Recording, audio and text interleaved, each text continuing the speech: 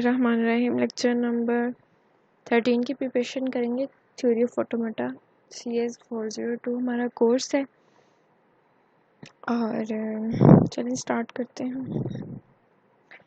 सबसे पहले मैं आपको याद करवाती जाऊँ कि जो प्रीवियस लेक्चर था लेक्चर नंबर 12, उसमें मैंने आपको रूल 1 इंट्रोड्यूस करवाया था कि वो क्या होता है, उसकी एग्जांपल दी थी। ठीक है, और रूल 2 फिर मैंने आपको करवाया था यूनियन ऑफ 2 FA के 2 FA का यूनियन आपस में किस तरह से लेते हैं। ठीक है, इतना हमारा कंप्लीट हो गया था। तो वही वाली स्लाइड मैंने इसमें डाल ली इसलिए ताकि आपको याद रहे कि पीछे आपने क्या पढ़ा था और आगे किस चीज़ को लेके हम चल रहे हैं और चलेंगे। अब हमने पढ़ना है थर्ड रूल, जो कि हमारा लेक्चर नंबर 13 जो है वो थर्ड रूल पे मुश्तमिल है कि उसके पूरे लेक्चर के अंदर कॉन्कैटिनेशन ऑफ 2 FA है या फिर कह लें कॉन्कैटिनेशन ऑफ 2 NFA DFA जो भी है व्हाटएवर।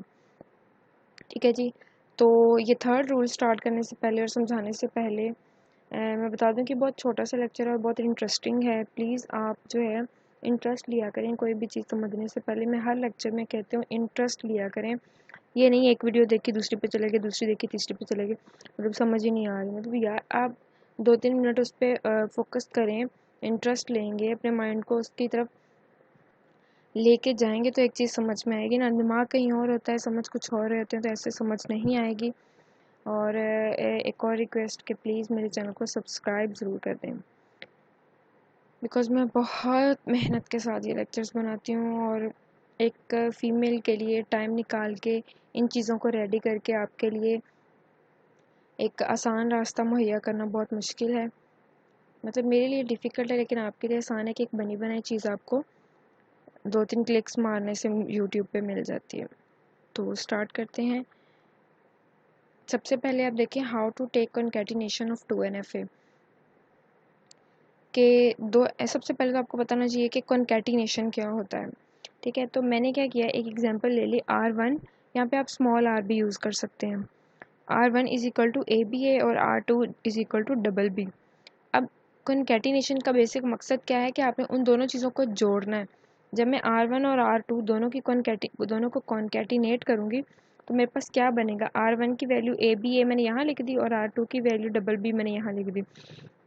तो मेरे पास बेसिकली क्या पेयर बन गया, ABA BB, यानी इन दोनों चीज़ों को मैंने मिला कर लिख दिया। इसी तरह अगर मैं इसको थोड़ा सा रिवर्स करके कॉन्कैटिनेट करवाऊँ, यानी R2 पहले लिख दूँ और R1 बाद में लिख लूँ और फिर उनकी वैल्यूज़ पुट करूँ, तो BB पहले आ जाएगा, R2 की वैल्यू ये वाली, और ABA जो है वो बाद में आ जाएगा ये वाला। ठीक है, तो अब आप देखेंगे कि इसमें और इसमें इन दोनों को जब हमने कॉन्कैटिनेट करवाया तो डिफरेंट वैल्यूज़ आ रही हैं, यानी R1 R2 की और वैल्यू है और R2 और R1 की अलग वैल्यू।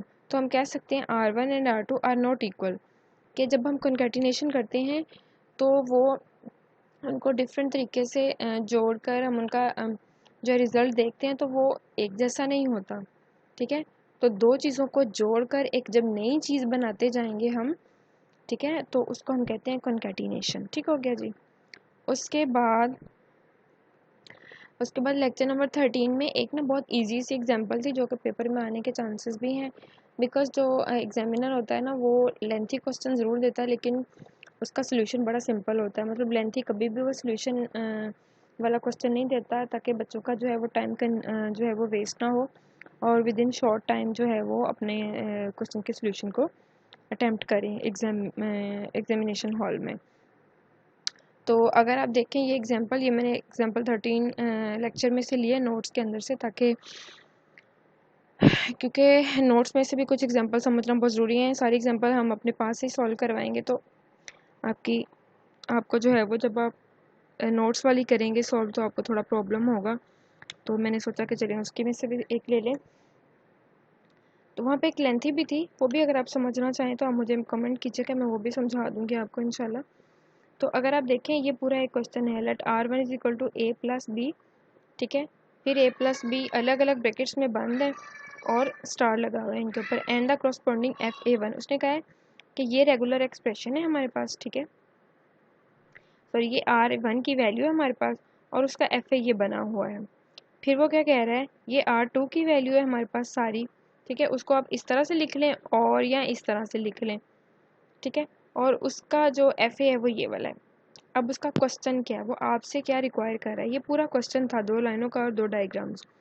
अब वो आपसे क्या रिक्वायर कर रहा है, वो कह रहा है कि for F A corresponding to R1 plus R2 can be determined as. उसने कहा है कि आप इनको कॉन्कैटिनेट करें। अब कॉन्कैटिनेशन में ज़रूरी नहीं है कि आप उनको मल्टीप्लाई करके लिखें, यानी R1 और R2 लिख दें।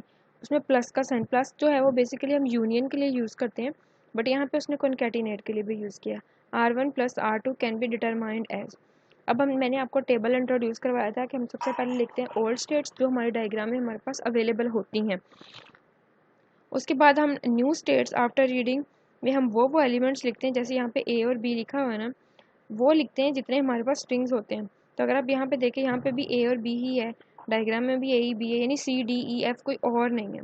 तो मैंने क्या किया, एक लाइन खींची, 3 कॉलम होते हैं हमेशा इस टेबल के अंदर, ठीक है। तो इसमें एक में तो होता है ओल्ड स्टेट्स। ओल्ड स्टेट्स में क्या होता है, ये x1 मेरे पास डायग्राम में ऑल्सो अवेलेबल है, तो मैंने एज इट इज़ लिख दी x1। दूसरी में देखें इनिशियल स्टेट मेरे पास क्या है y1, तो मैंने लिख दी, यानी कि पहले में आप लिखेंगे x1 y1, यानी दोनों डायग्राम्स की इनिशियल स्टेट का पहला पहला, ठीक है। दूसरी में आप देखें यहाँ पे a, क्योंकि हमारे पास a और b 2 स्ट्रिंग्स हैं, तो न्यू स्टेट में मैंने a और b 2 स्ट्रिंग्स लिख लिए। अब हमने करना क्या है, यहाँ पे x1 देखें, जब ये x1 a को रीड करेगा तो वो किसके पास जाएगा, ये देखें, जब ये x1 a को रीड करेगा तो वो x2 के पास जाएगा, मैंने लिख दिया यहाँ पे x2। इसी तरह जब x1 जो है वो b को रीड करेगा तो किसके पास जाएगा, x1 जब ने b को रीड किया तो फिर x2 के पास गया, तो मैंने लिख दिया x2। इसी तरह y1 जब a को रीड करेगा तो y2 के पास जाएगा, और y1 जब b को रीड करेगा तो y2 के पास जाएगा। देखें, y1 ने a को रीड किया y2 के पास, y1 ने b को रीड किया तो y2 के पास, ठीक हो गया। अब जो है इसको मैंने दी, ये थी z1 मेरे पास वैल्यू, मैंने अपने पास से इसको नाम दे दिया।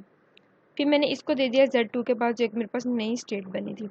इसको भी मैंने z2 का नाम इसलिए दिया क्योंकि ये मेरे पास ऑलरेडी स्टेट बनी हुई है, सिचुएशन सारा स्ट्रिंग्स, तो ये भी वही बनी थी, तो इसको फिर से मैंने z2 का ही नाम दे दिया कि ये मेरे पास ऑलरेडी पड़ी है, तो उसको सेम नाम ही दे देते हैं।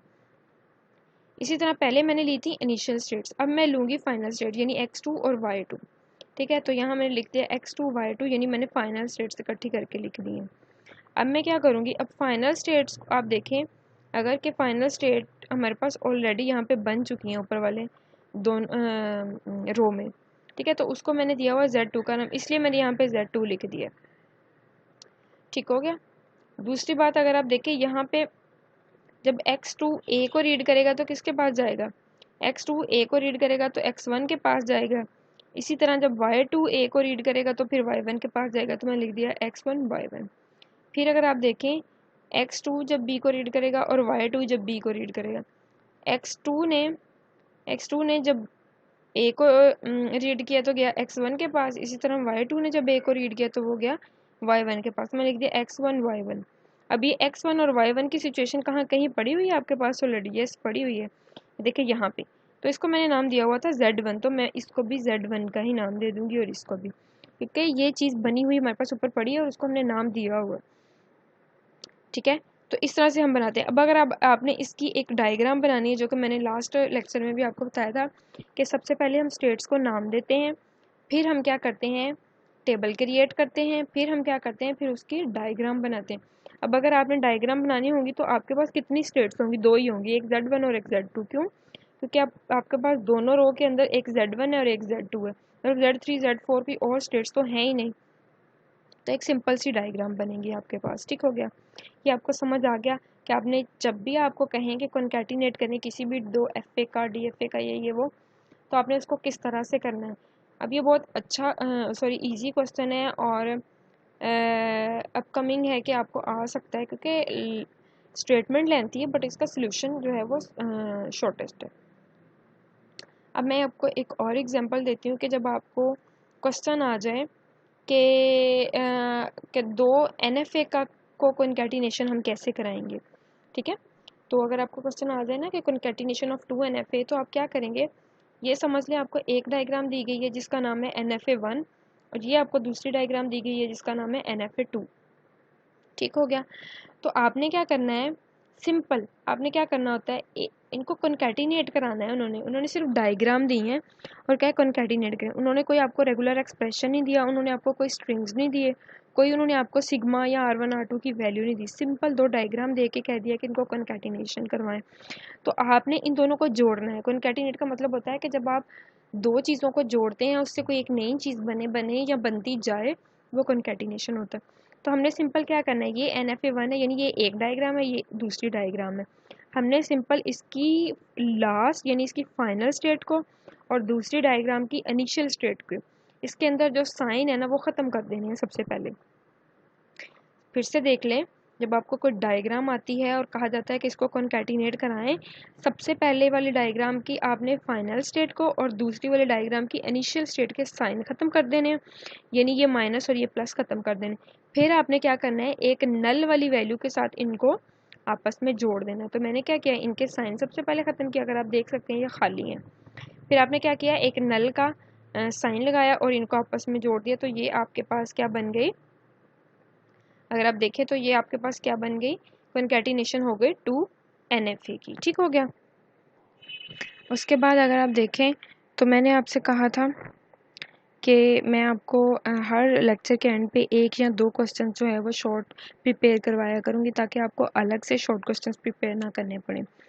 तो सबसे पहले अगर आप देखें, what is the difference between मेली एंड मोरे मशीन, ये मेली एंड मोरे मशीन, यहाँ तो डेफिनेशन, यहाँ इसका डिफरेंस, इससे रिलेटेड कोई ना कोई ज़रूर आता है क्वेश्चन।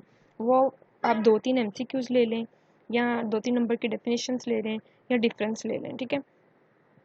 उसके बाद यहाँ फिर येस और नो में क्वेश्चन ज़रूर आएगा, और अगर आए तो मुझे कमेंट ज़रूर कीजिएगा, बिकॉज हर दफ़ा ये आता है। ठीक है जी। सबसे पहले अगर आप देखें कि मोरे मशीन क्या होती है, ये होती है सेफ़र होती है, ठीक है। यूज़ जब हम इसको करते हैं तो ये सेफ्टी प्रोवाइड करती है आउटपुट जो हमारी आती है उसके लिए, और चेंज करती है एजिस को क्लॉकवाइज, ठीक है। Safer do use because output change at clockwise, क्योंकि इसकी जो आउटपुट होती हैं वो उनके क्लॉकवाइज जो हैं वो चेंज होती हैं, इसलिए ये हमारे लिए यूज़ करना बेहतर है और सिक्योरिटी प्रोवाइड करती है। May take additional logic to decode the state into outputs. इसने कहा है कि जब ये डिकोड करती है हमारी आउटपुट को तो ये कुछ एडिशनल लॉजिक जो है वो अप्लाई करती है इस पर। For Moore machine output is valid after state transition, output associated with stable present state. उसने कहा है कि वैलिड होती है, जितनी भी हमारी आउटपुट आती है इससे रिलेटेड मोरे मशीन की, वो वैलिड होती है, यानी रिलायबल होती है हमारे लिए। इसी तरह अगर मेले मशीन को देखा जाए, उसने कहा है कि इसकी कुछ स्टेट्स होती हैं, ठीक है, और ये रिएक्ट कैसे करती है, faster to inputs, don't wait for clock. उसने कहा है कि ये जो इनपुट है ना वो फास्टर देती है लेकिन ये वेट नहीं करती, मतलब, ठीक है। और asynchronous output can be dangerous. Asynchronous का मतलब होता है कि एक ही यानी कि आप चीज़ दे सकते हैं ले नहीं सकते। लाइक ये इनपुट देती है ना, जैसे मैं आपको इस टाइम जो रिकॉर्डिंग कर रही हूँ मैं आपको अपनी इनपुट वॉइस जो है वो दे रही हूँ, और आउटपुट में आप सिर्फ एक स्क्रीन देख रहे हैं। मतलब मेरे साथ जिस तरह लाइव में कन्वर्सेशन होती है या बात होती है वो नहीं आप इस वक्त कर सकते। तो एसिंक्रोनस ये होती है, और जो सिंक्रोनस होती है वो 2 वे ट्रांसमिशन होती है कि आप सुन भी सकते हैं और पूछ भी सकते हैं। तो एसिंक्रोनस होती है जो है वो 1 वे ट्रांसमिशन होती है, इसीलिए वो कह रहे हैं कि ये इसकी जो आउटपुट होती है वो डेंजरस होती है। फॉर मेले machine output is valid on occurrence of active clock edge, output associated with transition from. उसने कहा है कि ये तब वैलिड होती है जब क्लॉक एज जो है वो एक्टिव होते हैं। अब ये करती क्या है कि जो उसकी प्रेजेंट स्टेट होती है उससे नेक्स्ट स्टेट पे जाती है, और अच्छा ये उसने कहा है कि इसके जो क्लॉक पीरियड्स होते हैं वो आउटपुट से पहले इक्विवेलेंट होते हैं मोरे मशीन के, ठीक है। तो ये बहुत इजी सा है, आप वीडियो को स्टॉप करके भी इसको कंपैरिजन कर सकते हैं और इसको बहुत अच्छे से प्रिपेयर कीजिए। इसके अलावा मैं इसके पॉइंट्स बना के भी आपको ना 2 बराबर में 2 कॉलम बना के, ताकि आपको कंपेयर करना इजी और याद करना इजी, वो भी बना के दूँगी इंशाल्लाह नेक्स्ट वीडियो में। तो आप प्लीज़ इस डेफिनेशंस को और इस डिफरेंस को ज़रूर प्रिपेयर कीजिए, और मेरी रिक्वेस्ट है आपसे, please like share and subscribe my channel. It's a humble request from your sister. अल्लाह हाफिज़।